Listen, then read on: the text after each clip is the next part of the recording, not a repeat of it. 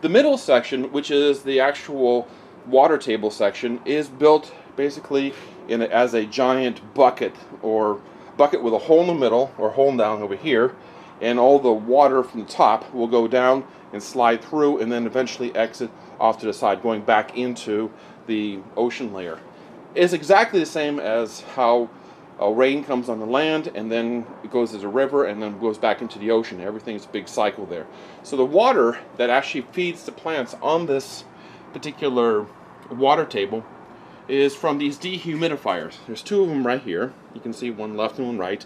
They are turned on and off in a 50% duty cycle. They actually create, out of about an 80% relative humidity at 20 degrees C, they'll produce 100 milliliters per day of water combined to two.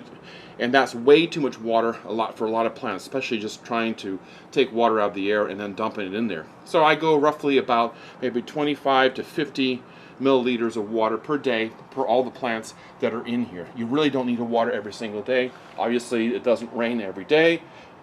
And obviously, you don't need to have it rain every day inside the biosphere here.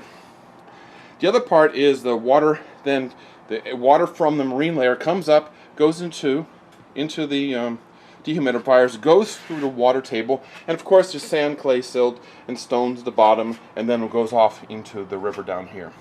You can see today the actual measurement of the carbon dioxide is 179 parts per million. It's at roughly about 400 parts per million in the general Earth average.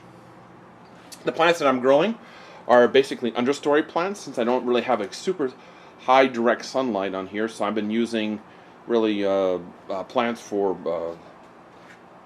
I've been really using plants from forests and from redwood forests and things like that. This is a maidenhair fern, this is a California native ginger, and some borage in the back that was voluntary.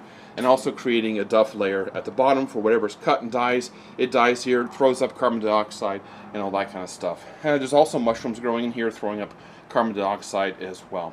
And that takes care of the middle layer.